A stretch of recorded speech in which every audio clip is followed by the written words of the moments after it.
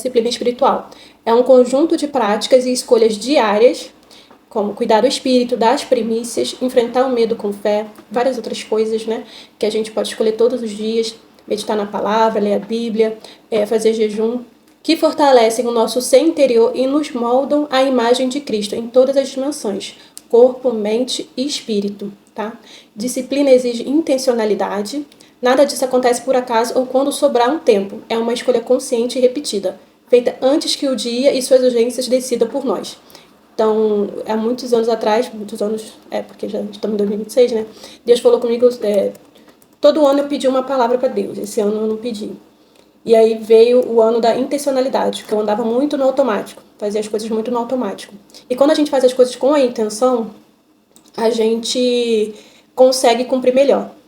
Porém, tem até uma teoria que eu nem coloquei aqui, que é a teoria da dissonância cognitiva, que é algo inconsciente, que o nosso cérebro ele dá justificativa inconscientemente para aquilo que a gente está fazendo, quando o que a gente está fazendo vai de encontro àquilo que a gente acredita, a nossa crença. Então, por exemplo, do cigarro, né? Fumar faz mal. Mas aí a pessoa que fuma, ela sabe que faz mal. Mas inconscientemente a justificativa dela é: mas meu avô fumou a vida toda, viveu muitos e muitos anos. É uma justificativa que o cérebro dá para continuar naquela prática, entendeu? Porque o inconsciente ele percebe que há uma discrepância, que há uma entre o que a gente acredita e o que a gente está fazendo. Então ele tenta equilibrar isso inconscientemente. Ele tenta equilibrar e para a gente ter uma desculpa, uma justificativa para aquilo que a gente está fazendo ser contrário ao que a gente acredita. Ou ele vai mudar o que está na nossa mente, e aí, não, mas não é bem assim. Aí a gente vai encontrar uma justificativa, uns versículos isolados, ou ele vai justificar aquela atitude errada, aquele erro, com isso, para que dê uma sensação de conforto pra gente. Tá? É uma questão mesmo inconsciente que a gente faz. Por isso que tem gente que dá várias justificativas, quando na verdade continua no erro ali. É mais fácil falar, não, realmente, agora nesse momento ainda não estou fazendo determinada coisa, né? Mas isso não é para os outros, é para a pessoa, entendeu? E aí a gente vai falar hoje sobre o coração ensinável, mente ensinável e terra fértil. Que a gente estudou isso também nas parábolas, né? Então, antes de começar qualquer coisa, qualquer estudo, é que a gente sabe que nós somos orgulhosos e a gente precisa, né? A gente precisa matar a nossa carne todos os dias. Então, antes de a gente, todos os dias, antes de falar com Deus e até mesmo de estar disposto a ensinar, a gente precisa colocar a nossa carne no lugar dela, né? Porque vem muitos questionamentos, às vezes o que a pessoa está falando vem de encontro com aquilo que a gente está fazendo de errado. Então a gente pode endurecer, né, o nosso entendimento, o nosso coração e acabar que aquela palavra chega em nós, mas logo vai embora. Também os problemas da vida, como fala na parábola do semeador, né? Então aqui eu coloquei, não podemos aprender sobre Deus partindo do lugar errado, de um coração endurecido, de uma mente fechada, de uma terra que não recebe semente. O objetivo final de conhecer a Deus é dobrar os joelhos diante da sua verdade, e isso só é possível com um coração ensinável. Então a gente vai ver ali em Hebreus 3,15, que diz, né?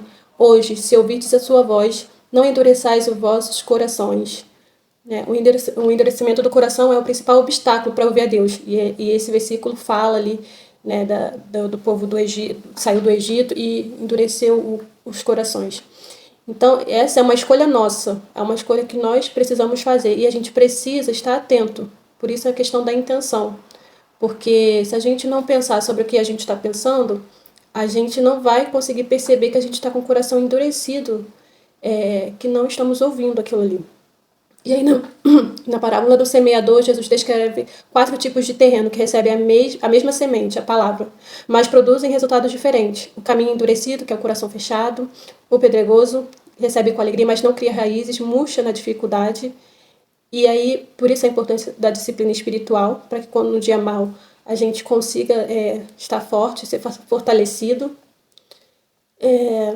O cheio de espinho, que é a palavra sufocada pelas preocupações e pelas riquezas, e diante das disciplinas espirituais a gente entende que tem que entregar tudo a Deus, né? Que Ele nos fortalece, nos capacita, é Ele que A gente não precisa ficar preocupado com as coisas. O dia de amanhã a Deus pertence, né? Fazendo a nossa parte, Ele com certeza vai acalmar o nosso coração para aquilo que a gente está ansioso, que a gente está preocupado. Mas quando a gente entrega na mão de Deus, a gente consegue entender que o mais Ele vai fazer por nós, que aquilo ali é de grande aprendizado. Gente, vocês estão aí? Ah, tá. Pensei que tinha travado. E a terra boa que produz fruto. 30, 60 e até 100 por um. Só a terra fértil frutifica. O coração ensinável é a terra fértil da nossa vida espiritual. E aí em Provérbios 4, 23 diz: sobre tudo que se deve guardar, guarda o teu coração, porque dele procedem as saídas da vida. O coração não é onde recebemos a palavra, é onde tudo mais na vida procede. E aí esse versículo lindo, Salmo 51, 10, que diz: cria em mim, ó Deus, um coração puro e renova em mim um espírito reto. A mente e o coração ensináveis não são uma conquista própria, são um pedido, uma entrega. Então, todos os dias a gente tem que estar pedindo a Deus, né? Para criar em nós um coração puro, renovar um espírito reto, para que a gente possa conseguir aprender, pedir sabedoria. Tudo quanto a gente pede a Deus, Ele dá. Principalmente quando a gente está com o coração puro para aprender a palavra dEle, para crescer mais e mais no conhecimento. Ele não rejeita, né? O nosso desejo de conhecê-lo. Mas não basta apenas pedir, porque pedir muita gente pede, né? E aí ele até ele concede alguns desejos nossos, concede várias coisas, mas somente quem é amigo próximo é que sabe todas as coisas, ele conta todos os segredos, conta o que vai fazer. Então ele não fica só ali como o Deus da lâmpada mágica fazendo o que a gente pede. Ele quer ser nosso amigo particular. Imagina ouvir a voz de Deus, né? Como no Antigo Testamento algumas pessoas tiveram esse prazer. Então ele quer ter esse relacionamento com a gente. Não da gente só pedir e ele fazer, mas a gente falar, né? Senhor, o que o Senhor quer que eu faça hoje? O que o Senhor quer de mim hoje? E aí ele te responder e você... Nossa, é uma alegria, né? Quando tem esses momentos assim, eu não ouço a voz audível, mas aí depois eu percebo, nossa, fiz alguma coisa para Deus. E isso é muito bom. E a gente precisa cada dia mais e mais. Ele não quer que a gente fique só com as águas no joelho. Ele quer que a gente mergulhe no conhecimento, na relação com ele, né? E aí um exemplo aqui que tem é do rei Josias. Eu tinha até esquecido dele, tadinho. Que é um exemplo de coração ensinável. Ele ainda muito jovem se tornou rei, né? E aí ele encontraram os livros, que coisa, os livros do Senhor, e encontraram os livros da palavra de Deus e ele pediu para ler, e aí ele viu aquilo ali, ele se encheu de tremor e ele se humilhou e chorou diante do Senhor. Eu não sei se ele ainda era uma criança ou se ele já era adolescente quando encontraram o livro, mas ele era bem jovem. E Deus disse, né? Porque o teu coração se enterneceu e te humilhou perante ao Senhor. Então ele teve ternura no coração, não teve resistência, né? Quando ele ouviu o que estava naquele livro das leis ali de Moisés, e conforme foram lendo, ele se encheu de grande tremor e viu que estava totalmente errado aquilo ali. Então ele se humilhou e chorou diante do Senhor para que houvesse um conserto, tá? Então, nos próximos capítulos, nos próximos dias, a gente vai falar sobre isso, da importância de cuidar do espírito, de fortalecer, de entender de onde vem a nossa identidade, mas não é algo aprofundado.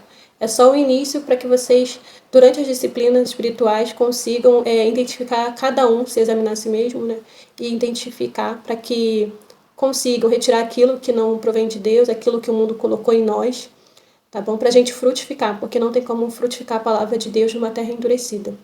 Então, se a gente tem problema, mesmo que a gente não tenha um problema de ter coração ensinável e não tenha tenha uma mente disposta para receber o que ele quer ensinar, é sempre bom todo dia pedir, né? Então, que a gente possa todos os dias pedir para o Senhor dar um coração ensinável, uma mente disposta a receber o que ele tem para falar conosco. Não só aqui na sala de oração, mas todas as vezes que formos estudar, ou até mesmo ouvir uma pregação na igreja, tá bom? E essa é a palavra de hoje. Bem simples para a gente começar.